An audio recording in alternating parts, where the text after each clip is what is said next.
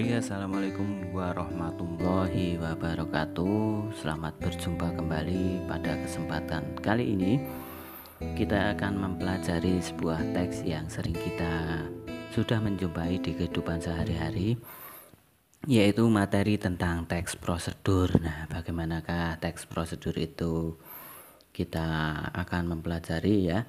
Semoga di kesempatan kali ini kalian semua dalam kondisi sehat ya, dan tetap semangat untuk belajar bersama-sama lagi. Nah, pada kesempatan kali ini kita akan mempelajari tentang teks prosedur mengenai pengertian, tujuan, ciri, jenis, struktur, dan contohnya. Nah, tujuan dari teks prosedur ya, seperti definisinya, tujuan teks prosedur adalah memberikan petunjuk bagi pembacanya tentang langkah-langkah secara urut dalam melakukan aktivitas atau menyelesaikan sesuatu. Selain itu, teks prosedur juga memudahkan pembaca untuk mengetahui cara yang benar dalam melakukan satu atau memberikan petunjuk yang jelas agar mendapatkan hasil yang maksimal. Kita akan masuk ke struktur dari teks prosedur. Dalam penyusunannya, struktur teks prosedur terdiri dari 4 bagian, yaitu tujuan, material, langkah-langkah, penyusunan atau pengerjaan, dan penegasan ulang atau kesimpulan. Penjelasan lengkapnya sebagai berikut. 1. Tujuan. Pada awal pembuatan teks prosedur, penulis biasanya memberikan penjelasan terkait tujuan dalam penyusunan teks prosedur. Hal ini juga bisa menginformasikan hasil akhir yang akan dicapai. Nah, yang nomor 2, material. Merupakan hal-hal apa saja yang perlu dipersiapkan dan yang dibutuhkan dalam pelaksanaan atau pembuatan kegiatan tersebut. Bagian ini berisi informasi tentang alat, bahan yang dibutuhkan dalam pelaksanaan kegiatan. 3. Langkah-langkah. Bagian ini menjelaskan tentang proses atau tahapan yang harus dilakukan demi mendapatkan hasil maksimal sesuai dengan tujuan dari teks prosedur. Langkah-langkah yang dibuat harus secara berurutan. Selain itu, susunannya harus logis, sistematis, dan mudah dipahami oleh pembaca. 4. Penegasan ulang atau kesimpulan. Bagian terakhir ini menjelaskan tentang simpulan dari suatu prosedur yang telah dilakukan. Bagian ini bersifat opsional, yakni boleh ada dan boleh tidak ada. Lalu ke ciri-ciri teks prosedur. Sama halnya dengan teks yang lain, teks prosedur memiliki beberapa ciri, antara lain: 1. Menggunakan kalimat perintah. 2. Terdapat panduan yang harus dilakukan. 3. Menggunakan kata kerja aktif. 4. Menggunakan konjungsi atau kata hubung. 5. Terdapat aturan dalam hal bahan atau kegiatan. 6. Menggunakan kata keterangan untuk menyatakan rincian waktu, tempat, dan cara. 7. Terdapat isi kegiatan yang dilakukan secara urut. Nah, jenis teks prosedur. Teks prosedur juga ternyata memiliki beberapa jenis. Berikut jenis-jenis teks prosedur. 1. Teks prosedur sederhana. Teks prosedur sederhana hanya berisi 2 atau 3 langkah saja. Contohnya, misalkan di sini ada prosedur untuk mengoperasikan setrika. 2. Teks prosedur kompleks. Teks prosedur kompleks terdiri atas banyak langkah dan jenjang untuk tiap tahapannya. Contoh, teks prosedur kompleks adalah cara membayar tilang polisi. 3. Prosedur protokol. Teks prosedur protokol merupakan teks prosedur yang langkah-langkahnya bisa dibulak-balik, tapi tujuannya tetap bisa tercapai. Contohnya, cara memasak mie instan. Kalau kamu ingin menyusun teks prosedur, pastikan menggunakan struktur tersebut ya, karena struktur teks prosedur yang lengkap akan membuat arahannya menjadi jelas dan bisa membantu pembaca dalam memahaminya.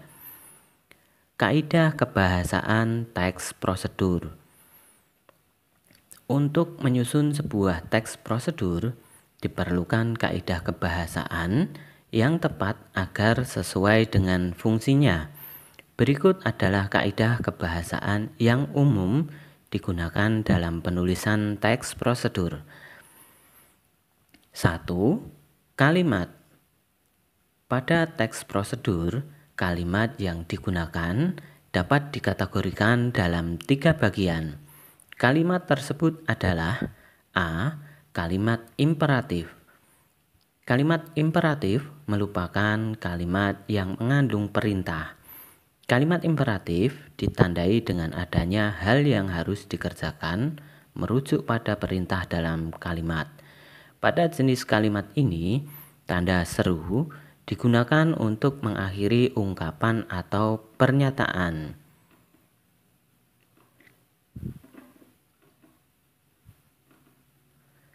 B. Kalimat deklaratif. Kalimat ini dikenal sebagai kalimat sifatnya lebih memberikan informasi dan sering juga disebut sebagai kalimat pernyataan. Pada kalimat ini, tanda baca titik digunakan untuk mengakhiri kalimat tersebut. C. Kalimat interrogatif. Kalimat ini digunakan untuk mencari informasi dengan memberi pertanyaan. Oleh karena itu, di akhir kalimat interrogatif diberikan tanda baca tanya. Kemudian konjungsi ya. Konjungsi itu kata hubung. Ya, konjungsi kata hubung yang biasa digunakan. Di sini ada konjungsi temporal.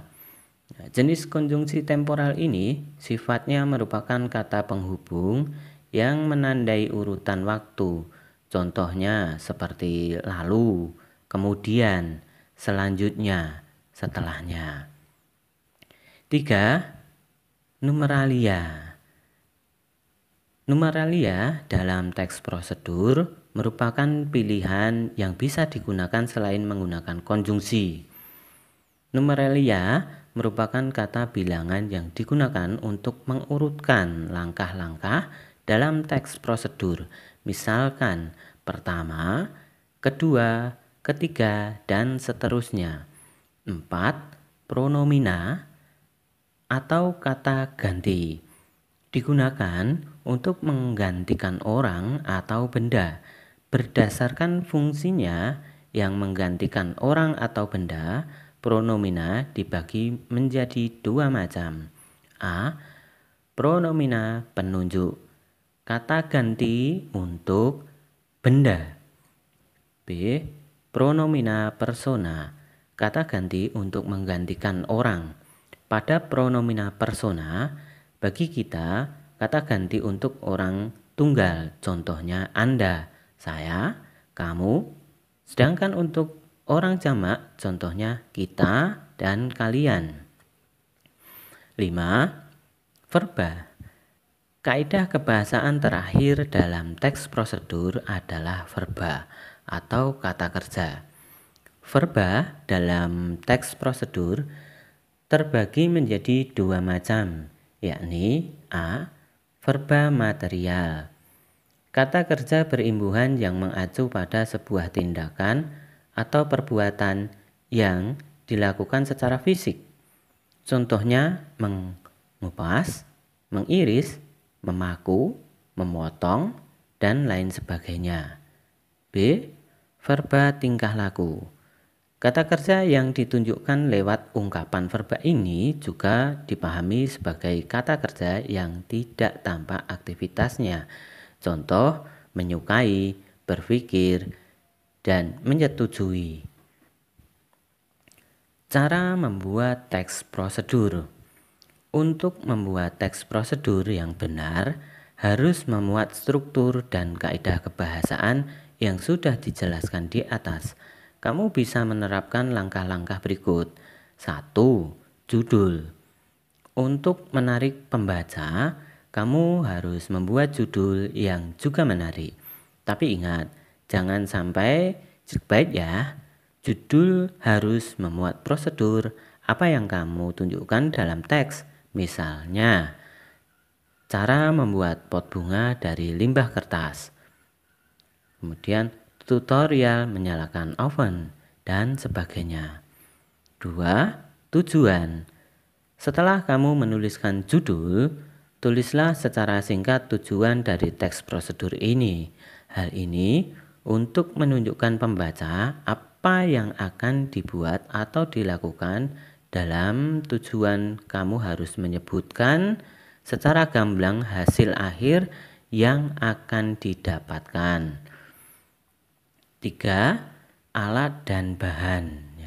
Tentu di dalam membuat teks prosedur itu juga menggunakan alat dan bahannya. Nah, bagian ini bersifat opsional, bisa ada atau tidak. Nah, ketika kamu menjelaskan prosedur tentang cara membuat sesuatu, tentu harus ada alat dan bahan. Tapi saat kamu ingin membuat teks prosedur tentang cara melakukan sesuatu yang memang tidak membutuhkan alat dan bahan, bagian ini tidak harus ada. 4. Langkah-langkah. Nah, ini bagian yang paling utama. Kamu harus bisa menjelaskan secara kronologis atau berurutan langkah-langkah yang akan dilakukan. Biasanya, langkah-langkah dijelaskan dalam bentuk poin atau penomoran. 5. Penutup atau kesimpulan. Bagian penutup atau kesimpulan juga bersifat opsional. Penutup biasanya ditulis untuk menyimpulkan tujuan akhir dari teks prosedur yang dibuat. Nah, intinya begini, ketika kamu membuat teks prosedur itu ya nanti langkah-langkah itu yang paling inti, namanya juga teks prosedur ya. Kalau misalkan urutan langkahnya tidak ada, ya tidak bisa dilaksanakan tentunya. Nah, misalkan di sini ada contoh teks prosedur. Cara membuat paspor. Nah, paspor adalah dokumen resmi yang dikeluarkan oleh pejabat yang berwenang dari suatu negara yang memuat identitas pemegangnya dan berlaku untuk melakukan perjalanan antar negara. Bagaimana cara mengurus paspor? Nah, berikut ini cara mengurus paspor dengan baik dan benar. Pertama, datang ke kantor imigrasi. Bisa datang ke kantor imigrasi yang tertera pada KTP atau kantor imigrasi terdekat. 2. Kemudian beli formulir permohonan. Formulir permohonan ada di loket yang sudah disediakan. Isi dengan lengkap formulir tersebut sesuai dengan dokumen yang Anda miliki dan bawalah dokumen yang asli. 3. Selanjutnya, serahkan formulir permohonan tadi ke loket pendaftaran. 4. Setelah itu, ambil tanda terima dan jadwal foto serta pengambilan sidik jari. 5. Jika sudah berfoto dan mengambil sidik jari, maka Anda sampai pada tahap wawancara dengan menunjukkan dokumen asli. 6. Setelah tahap wawancara usai, langkah berikutnya membayar paspor dan menandatangani buku paspor. Minta informasi kapan jadwal pengambilan paspor yang sudah selesai. 7. Pada tanggal yang telah ditentukan sebelumnya, kita dapat datang lagi untuk mengambil paspor yang telah jadi.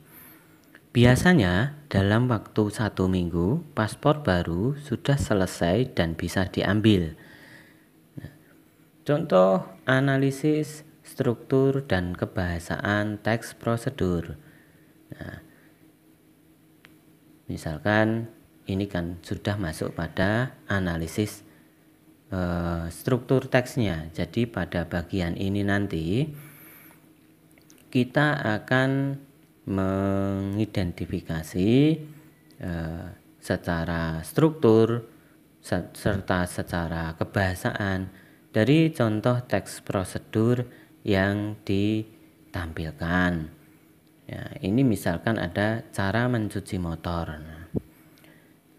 Tak hanya rajin dirawat, kendaraan yang kamu tumpangi juga harus dijaga kebersihannya. Saat kondisi motor kotor, sebaiknya segera cuci agar lebih enak dipandang dan nyaman dinaiki. Kamu bisa mengikuti contoh teks prosedur sederhana beserta analisisnya mengenai cara mencuci motor di bawah ini. Pertama, semprot seluruh bagian motor menggunakan air bersih melalui selang. Kemudian, cuci motor menggunakan spons dan sabun. Kedua, bilas semua bagian motor menggunakan air sampai tidak ada sisa sabun yang menempel. Ketiga, keringkan motor menggunakan kain, ya, kanebo ataupun lap kering. Ketiga, keringkan motor menggunakan kain kanebo ataupun lap kering, motor menjadi bersih dan siap dikendarai. Nah, yang pertama kita analisis di sini adalah strukturnya. Jadi strukturnya itu kalau teks yang kita analisis pasti kita akan menganalisis bentuknya dulu.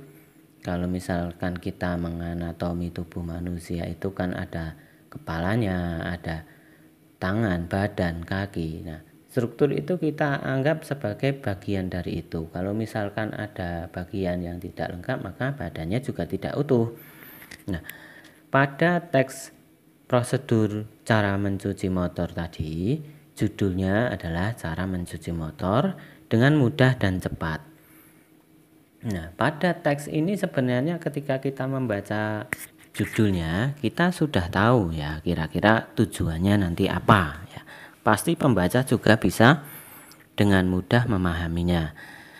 Lalu pada bagian tujuan, dari judul teks tadi, maka tujuannya disebutkan tadi di dalam teks juga agar motor menjadi bersih dan nyaman dikendarai. Kemudian material. Nah, material ini sebenarnya berisi alat dan bahan yang digunakan ketika kita melaksanakan sebuah prosedur ya. Jadi misalkan kalau misalkan kita memasak itu kita pasti menggunakan kompor dan kita tidak usah terlalu detail menguraikan bagian-bagian dari kompornya itu apa saja. Ada gas, kemudian ada regulator, ada selang. Itu tidak usah, kita sebutkan yang simpel saja supaya pembahasan kita tidak melebar, yang jadinya kita akan membahas tentang teks prosedur. Kalau kita terlalu detail dengan alat dan bahan, nanti malah pembahasannya terlalu lebar. Maka dari teks di atas, material yang digunakan ada sabun, spons, lap, dan atau kanebo. Lalu berikutnya adalah langkah-langkah ya. Langkah-langkah kita sebutkan secara urut saja. Nah, di contoh ini Pak Guru menyampaikan langkah yang singkat saja, mulai dari semprot seluruh bagian motor menggunakan air bersih dan seterusnya. Dalam langkah-langkah ini, Pak, apakah bisa dibalik? Ya, kalau dibalik nanti tidak sempurna. Kenapa? Misalkan dalam kondisi kotor, banyak tanahnya, kamu mengolesnya dengan sabun dulu, kemudian kamu gosok, tentu kotoran yang sifatnya keras malah akan merusak cat dari bodi motornya. Nah, untuk itu kamu harus memperhatikan ketika menulis teks prosedur itu, langkah-langkahnya juga harus kamu perhatikan. Jangan sampai terbalik kalau misalkan langkah-langkah itu harus dilaksanakan secara urut. Nah, lalu di bagian terakhir, motor menjadi bersih dan siap dikendarai. Nah, itu contoh analisis mengenai teks yang pertama. Lalu ada lagi ya kaidah kebahasaan yang digunakan di dalam teksnya. Pertama, konjungsi temporal ya. Nah, konjungsi temporal itu kata hubung. Tadi di dalam teks terdapat konjungsi temporal kemudian ya. Nah, ini adalah bentuk contoh konjungsi temporal yang digunakan di dalam teks prosedur. Kalimat imperatif ya. Apa tadi kalimat imperatif? Ya, benar ya. Kalimat yang berisi perintah. Nah, perintah di sini terdapat pada kalimat semprot semua bagian motor, bilas semua bagian motor, keringkan motor. Itu merupakan penggunaan kalimat-kalimat perintah yang terdapat di dalam teksnya. Lalu ada verba material, menggunakan sabun, menggunakan air, menggunakan kain. Itu merupakan contoh-contoh verba material yang digunakan di dalam teks prosedur di atas ya.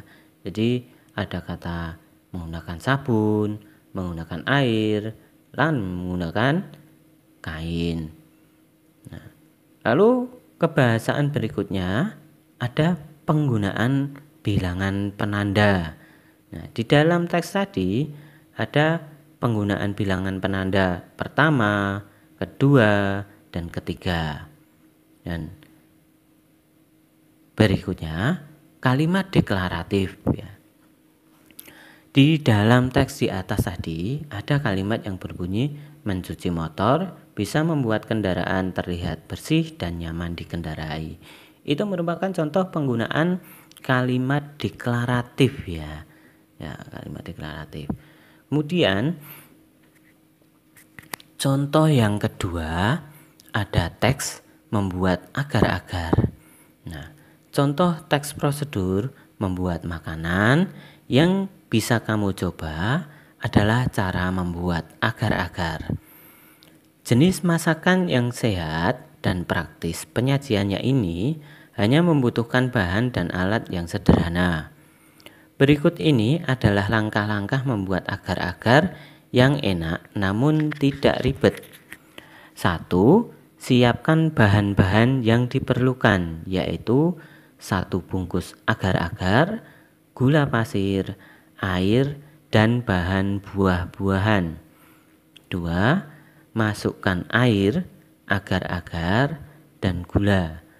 Kemudian panci, kemudian rebus dan tunggu hingga air mendidih sampai diaduk hingga rata.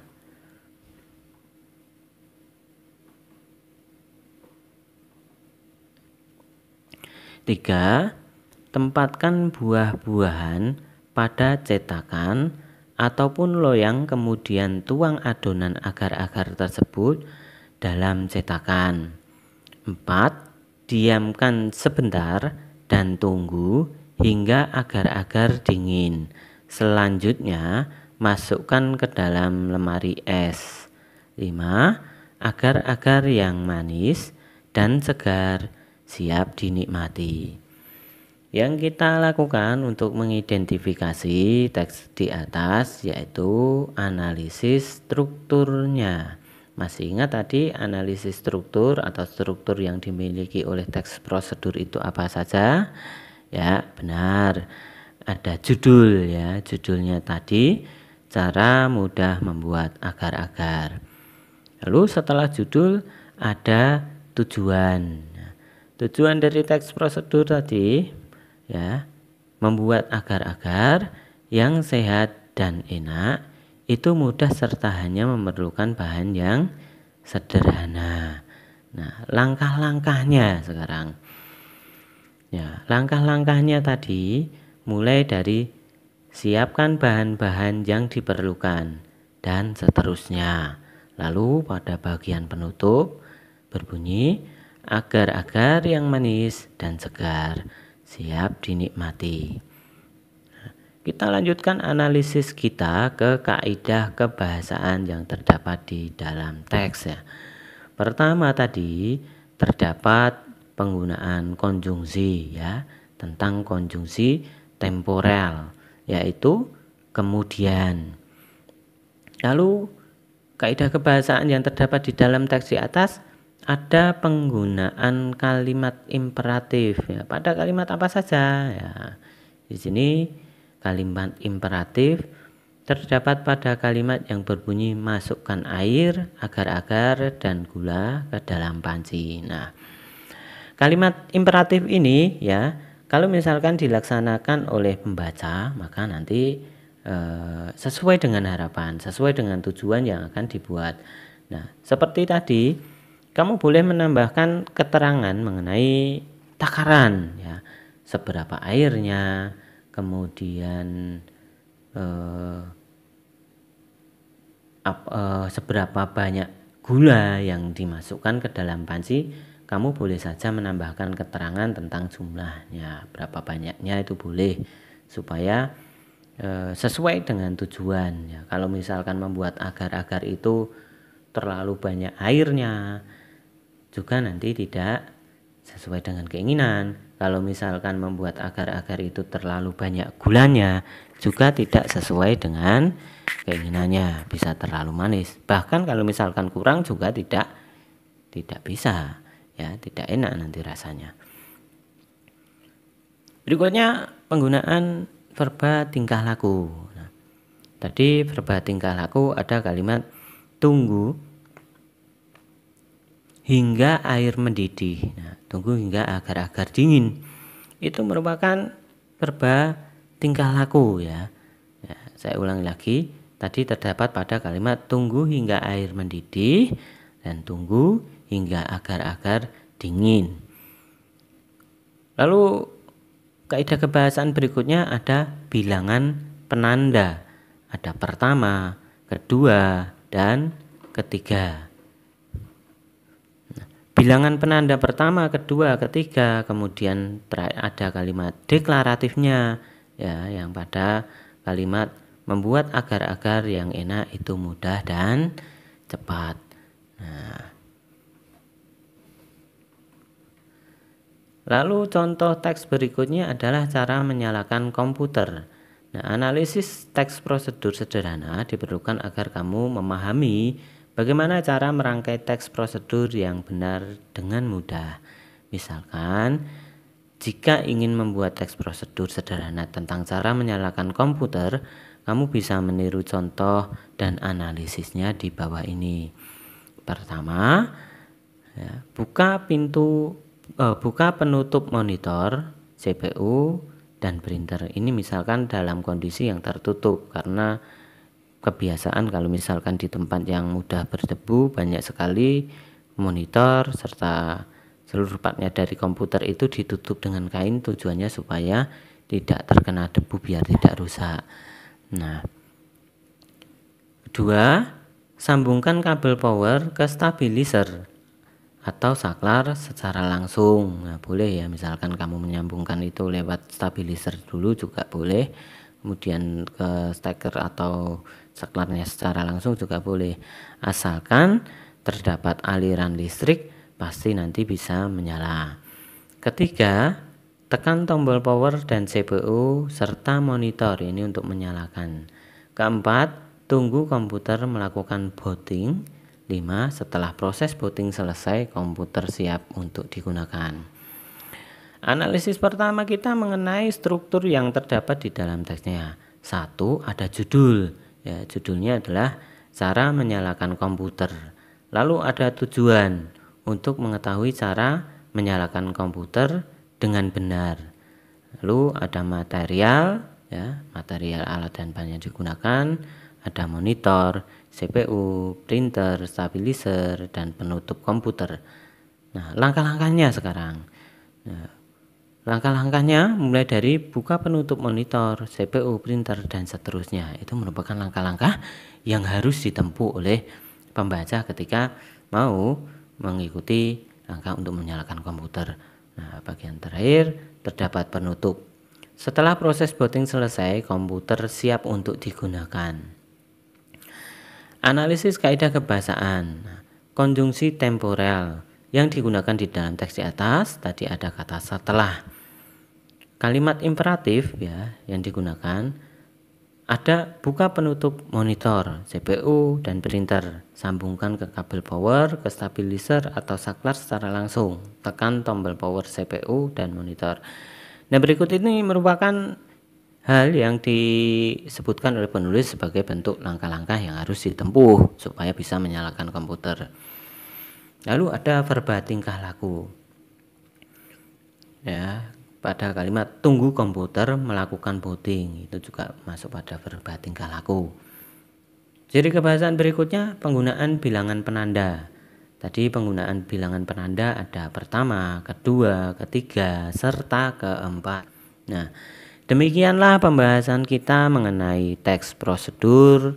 Ya, semoga yang sekejap ini bermanfaat. Tetap semangat dan jaga kondisi. Kita akan bertemu di lain waktu. Sekian dulu dari saya. Bila ada kekurangan saya mohon maaf. Billahi taufiq wal hidayah. Wassalamualaikum warahmatullahi wabarakatuh.